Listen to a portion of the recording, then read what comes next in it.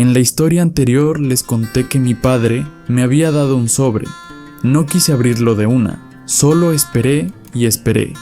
Ese sobre estuvo en mi escritorio durante 11 días. 11 días mirándolo cada mañana antes de salir al trabajo, cada noche antes de dormir.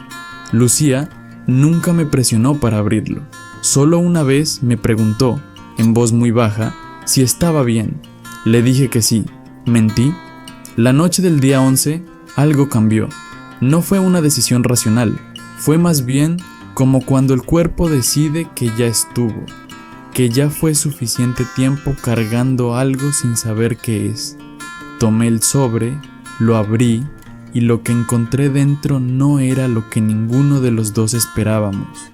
Para entender lo que significó lo que encontré dentro de ese sobre, necesito que recuerden algo que les conté antes. Cuando mi padre desapareció de mi vida, yo tenía 12 años. Durante los primeros 2 años, él llamaba, enviaba algo de dinero. Luego el silencio se fue instalando poco a poco, hasta volverse total.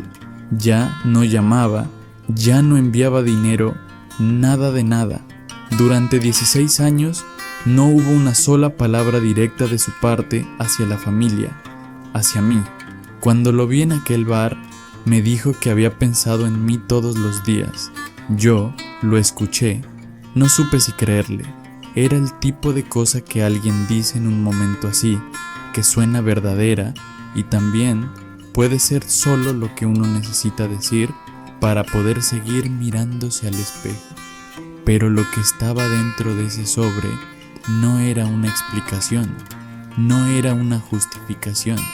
Era algo que no se puede fabricar en el momento. Era la prueba de que, al menos en algo, me había dicho la verdad. Dentro del sobre había cartas. 12 cartas, escritas a mano, en diferentes papeles, con diferente tinta, claramente escritas en diferentes momentos a lo largo de los años. Todas dirigidas a mí, ninguna enviada jamás. La primera tenía fecha de cuando yo tenía 14 años, 2 años después de que él desapareciera. Hablaba de su primer trabajo estable en España, de un piso compartido con otras 4 personas, de lo mucho que extrañaba su país.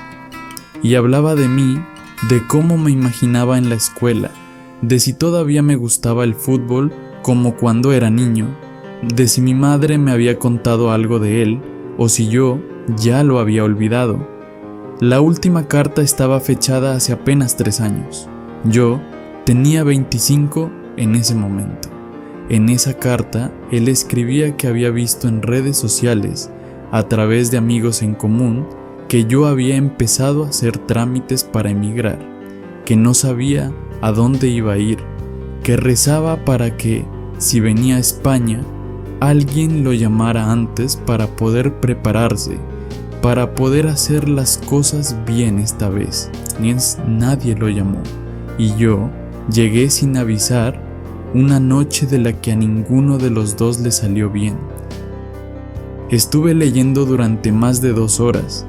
Lucía se había quedado dormida en el sofá esperándome. En algún momento, sin que yo me diera cuenta, se despertó y vino a sentarse a mi lado en silencio. Leyó por encima de mi hombro algunas líneas sin preguntar nada. Luego puso una mano en mi espalda, suave, y se quedó ahí. No lloré leyendo las cartas, o al menos no al principio. Lo que sentí fue algo más extraño que el llanto, una especie de duelo atrasado por algo que nunca tuve, pero que, según esas cartas, podría haber existido de otra manera. Mi padre no era el monstruo frío que el silencio había construido en mi cabeza durante años, pero tampoco era el padre que yo hubiera necesitado. Era algo más complicado y más humano que cualquiera de las 2 versiones. Lo que sí me rompió, finalmente, fue la carta del año en que yo cumplí 16. En esa carta, él escribía: hoy cumples 16, ya eres casi un hombre.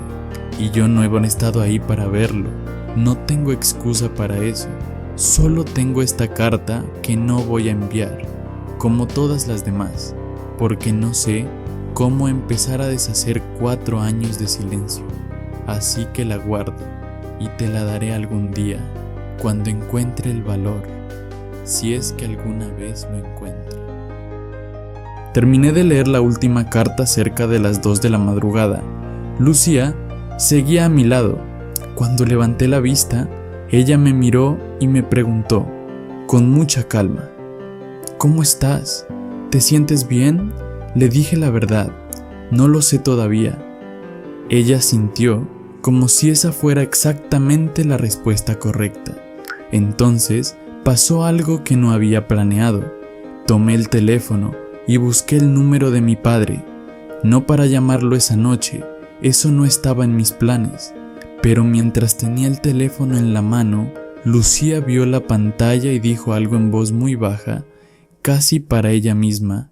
Es curioso, yo tampoco hablo con mi padre desde hace años. Me quedé quieto en todos los meses que llevábamos hablando, en todas las conversaciones sobre mi familia, sobre la tía y mi prima, y el hospital y el bar. Lucía nunca había mencionado a su propio padre. Ni una sola vez le pregunté qué había pasado, y ella, que siempre había sido la persona con respuestas, la que me ayudaba a ordenar mis propios pensamientos, se quedó callada un momento largo antes de decir: algún día te cuento, esta noche es tuya. Esa noche no llamé a mi padre, pero a la mañana siguiente, antes de ir al trabajo, le escribí un mensaje. Decía: leí todo, las 12 cartas. Necesito que sepas que las leí y que no sé todavía qué hacer con todo lo que siento. Pero quiero seguir hablando, despacio, sin que nadie más maneje los tiempos por nosotros. Su respuesta llegó 40 minutos después, mientras yo ya estaba en el restaurante preparando el turno del mediodía. Decía solo: gracias, con eso tengo suficiente para hoy. Esa brevedad me dijo más que un párrafo largo. Era la respuesta de alguien que entendía que no había que apretar demasiado, que lo que acababa de abrirse era frágil y necesitaba espacio para existir sin romperse. Lo que no esperaba era lo que pasó esa misma tarde en el restaurante. Lucía y yo teníamos el mismo turno. En algún momento entre el servicio de mediodía y el de la noche, durante el descanso, ella me llevó un café y se sentó frente a mí. Y sin preámbulo, como si hubiera estado pensando en eso desde la noche anterior, dijo: mi padre vive en Francia. Emigró cuando yo tenía 8 años y hace 2 semanas me escribió por primera vez en 4 años. Me quedé mirándola. Todo este tiempo yo había sido el que cargaba la historia y ella la que escuchaba, y de repente la historia también era de ella. Lucía me contó lo suficiente como para entender que su historia con su padre no era tan diferente a la mía. Un hombre que emigró buscando algo mejor, que al principio mantuvo el contacto y luego fue desapareciendo. Una hija que aprendió a no esperar, una distancia que con los años se fue convirtiendo en el estado normal de las cosas. La diferencia era que ella llevaba 4 años en España y nunca había intentado buscarlo en Francia. El mensaje que él le había enviado 2 semanas atrás era el primero que llegaba desde su lado, y ella no le había respondido todavía. Le pregunté por qué me lo contaba ahora, después de todos estos meses. Me dijo algo que no olvidé, porque anoche, viéndote leer esas cartas, me di cuenta de que yo también tengo un sobre sin abrir, solo que el mío no es de papel. Terminamos el turno juntos, como siempre, pero algo había cambiado entre los dos, algo sutil y significativo. Ya no éramos solo 2 personas que se habían encontrado en un restaurante y habían construido algo. Éramos dos personas con historias casi paralelas que, sin saberlo, se habían estado ayudando mutuamente a encontrar el valor para algo que ninguno de los dos había podido hacer solo. Esa noche, caminando a casa, le dije: cuando estés lista para responderle, dímelo, no tienes que hacerlo sola. A veces las personas que entran a tu vida no llegan solo para acompañarte en tu historia, llegan porque sus historias y las tuyas están hechas del mismo material y porque juntos pueden hacer algo que solos no podrían, encontrar el valor de abrir lo que llevan años sin abrir.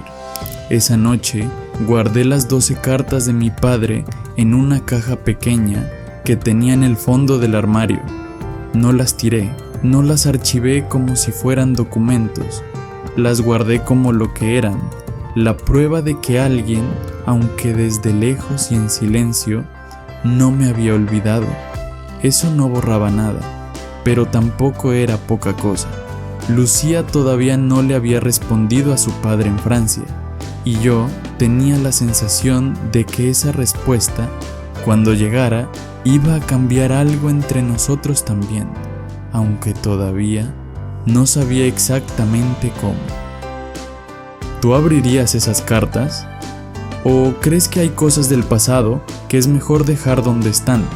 Cuéntame en los comentarios, y si quieres saber qué pasó cuando Lucía finalmente respondió ese mensaje y qué consecuencias tuvo para los dos, suscríbete y activa la campana, porque la próxima parte de esta historia es la que más miedo me dio vivir.